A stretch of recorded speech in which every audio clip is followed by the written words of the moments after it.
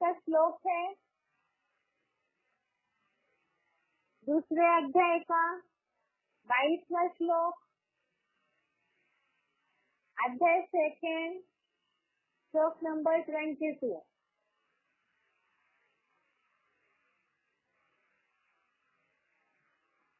श्लोक है वासांसि जीर्णानि यथा विहाय नवानि गृह्णाति नरोपराणि तथा शरीराणि विहाय जीर्णान्यानि संयाति नवानि देहि। दूसरे अध्याय का 22वां श्लोक दोबारा एक बार। वासांसि जीर्णानि यथा विहाय नवानि गृह्णाति नरोपराणि तथा शरीराणि विहाय जीर्णान्यानि संयाति नवानि देहि।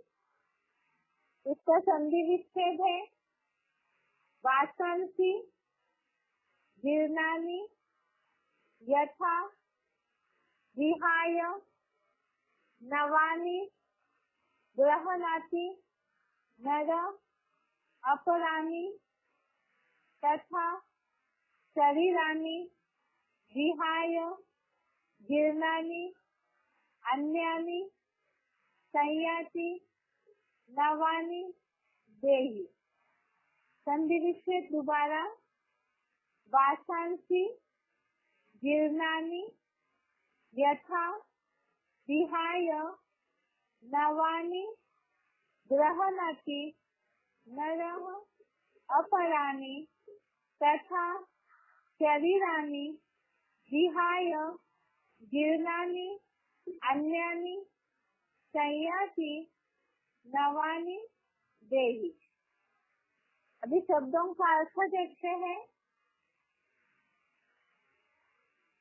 यथा अर्थात जैसे, नर अर्थात मनुष्य, जीर्णानि अर्थात पुराने, वासांसि अर्थात वस्त्रों को, विहाय अर्थात त्याग कर, अपराणि अर्थात दूसरे, नवानि अर्थात नए, गृह्णाति अर्थात ग्रहण करता है, तथा अर्थात इसी प्रकार, जीर्णानि अर्थात पुराने, शरीरानि अर्थात शरीरों को, विहाय अर्थात छोड़कर, देहि अर्थात आत्मा, अन्यानि अर्थात दूसरे, नवानि अर्थात नए को, संयाति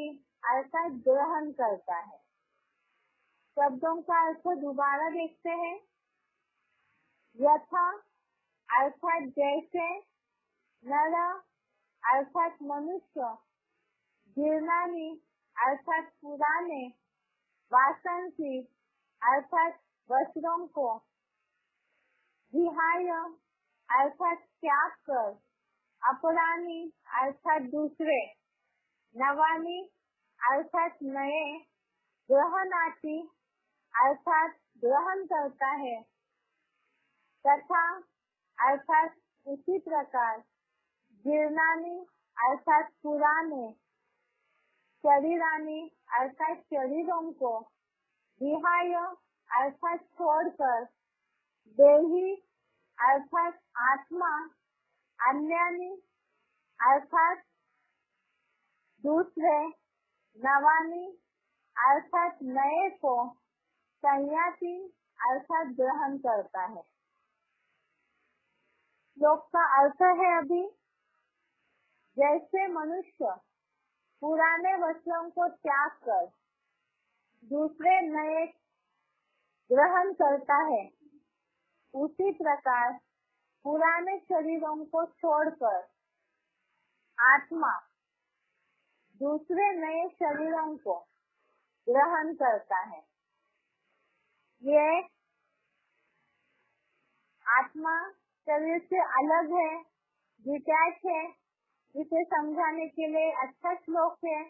या तो जैसे शरीर को ही छोड़ते हैं, दुखी हो जाते हैं, तो उन्हें भी समझाने के हिसाब से श्लोक है। जैसे मनुष्य पुराने वस्त्रों को, पुराने कपड़ों को छोड़ देते हैं, जब पुराने हो जाते हैं, ज्यादा फटे हो जाते हैं कपड़े, तो उसे मनुष्य छोड़ देते हैं और दूसरे धारण कर लेता है, दूसरे से कपड़े ले लेते हैं। इसी प्रकार आत्मा भी पुराने शरीरों को छोड़कर दूसरे शरीरों को, शरीर रूपी वस्त्रों को ग्रहण करती है। इसको एक बार क्लैरिफिकेशन अर्थ देखते हैं। जैसे स्वर्ग में आत्माभिमानी श्रेष्ठ मनुष्य पुराने वस्त्रों को त्याग कर दूसरे नए स्वेच्छा से ग्रहण करता है, उसी प्रकार नर निर्मित नरक में देहभानी पुराने शरीरों को अपनी अनिच्छा से छोड़कर आत्मा दूसरे नए शरीरों को बराबर ग्रहण करता है। क्लैरिफिकेशन के साथ जो अर्थ है, इस आधार से हम नई दुनिया अर्थात जो स्वर्ग है, उसमें जो बताया जाता है देवताएं अमर होते हैं, अर्थात इच्छा मृत्यु होती है, और यहाँ कलयुग में अकाले मौत होती है, या तो जबरियन मनुष्य मरना न चाहते हुए भी शरीर छोड़ना पड़ता है।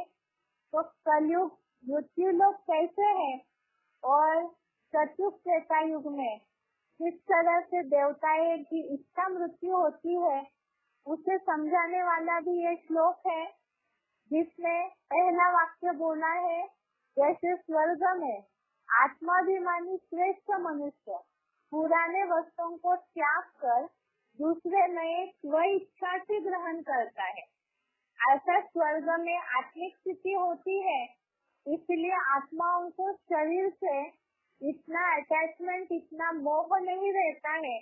तो जैसे समय होता है तो स्वर्ग में पुराने शरीरों को स्व इच्छा से छोड़ देती है आत्माएं, और इसी तरह से यहाँ नर निर्मित नरक में द्वापर कलयुगी दुनिया में शरीर के प्रति देहभान के कारण अटैचमेंट निर्माण होता है, कहीं न कहीं मोह रह जाता है शरीर में, इसीलिए वो शरीर छोड़ना नहीं चाहते हैं। कलयुग में मृत्यु लोक होने के बावजूद भी कोई मरना नहीं चाहते हैं, जबकि जानते हैं सब कि जन्म मरण ये किसी के भी हाथ में नहीं है, लेकिन फिर भी वो छोड़ना नहीं चाहते हैं।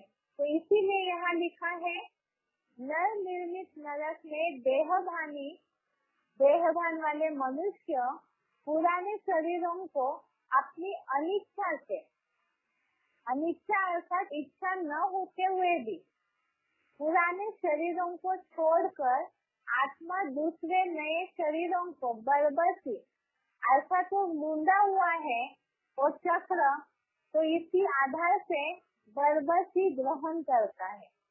अर्थात जन्म मृत्यु जो है ये तो एक वास्तविक शाश्वत सत्य है, बस चतुर्थ त्रेता युग और द्वापर कलयुग का अंतर है कि वहाँ पे स्वेच्छा से शरीर छोड़ते हैं और ग्रहण करते हैं, और कलयुग में मनुष्य बरबसी अनिच्छा से शरीर छोड़कर बरबसी शरीरों को ग्रहण करते हैं। तो इस तरह से यहाँ बताया ये श्लोक, एक तो स्वर्ग और नरक में मृत्यु किस तरह होती है उसका अंतर बताया, दूसरा आत्मा और शरीर अलग है, इसके अंतर के लिए भी श्लोक है कि आत्मा शरीर रूपी वस्त्र को धारण करती हो छोड़ती है, और तीसरा कोई शरीर छोड़ने पर दुख मनाते हैं तो उन्हें समझाने के लिए भी श्लोक है। जो भक्ति मार्गीय गीता पाठी भी जानते हैं इस बात को, इसीलिए गीता पाठ में श्लोक का उच्चारण जरूर करते हैं, जिसमें बताया कि आत्मा एक शरीर रूपी वस्त्र को छोड़ करके दूसरा ग्रहण करती है। एक बार दोबारा इस श्लोक का अर्थ पढ़ते हैं। जैसे स्वर्ग में आत्माभिमानी श्रेष्ठ मनुष्य पुराने वस्त्रों को त्याग कर दूसरे नए स्वेच्छा से ग्रहण करता है, उसी प्रकार नर निर्मित नरक में देहभानी पुराने शरीरों को अपनी अनिच्छा से छोड़कर आत्मा दूसरे नए शरीरों को बरबस ग्रहण करता है। एक बार इस श्लोक का उच्चारण सहित अर्थ सुनते हैं।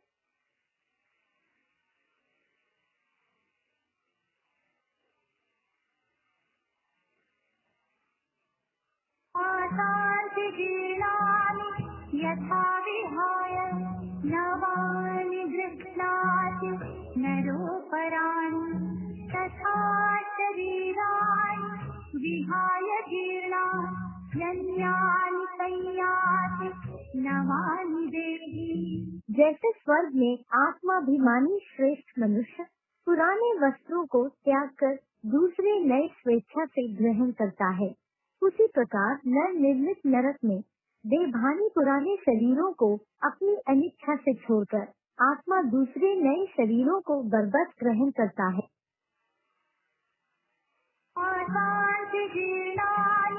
यथा विहाय नवानि गृह्णाति नरोपराणि तथा शरीराणि विहाय जीर्णान्यानि संयाति नवानि देहि। जैसे स्वर्ग में आत्माभिमानी श्रेष्ठ मनुष्य पुराने वस्त्रों को त्याग कर दूसरे नए स्वेच्छा से ग्रहण करता है, उसी प्रकार नव निर्मित नरक में बेभानी पुराने शरीरों को अपनी अनिच्छा से छोड़कर आत्मा दूसरे नए शरीरों को बरबस ग्रहण करता है। आज का श्लोक हो गया। कल के बेसिक कोर्स के टॉपिक में हम देखेंगे कि मन इंद्रियों को खींचता है और इंद्रिया भी मन को बलपूर्वक खींच लेती है, लेकिन दोनों पर भी नियंत्रण कैसे करना चाहिए। क्या इंद्रिया रोक कर बैठना है, हठयोगी बनना चाहिए, या तो क्या उपाय है, क्या करना चाहिए जो सब कर्म करते हुए भी मन चंचलता से रुके। और साथ में ऐसे योगी कौन है जो कर्म करते हुए भी सब कुछ बैलेंस में रखते हुए चलते हैं, तो परमात्मा आकर के कैसा पुरुषार्थ सिखाते हैं। आज के लिए यहाँ तक ही। ओम शांति।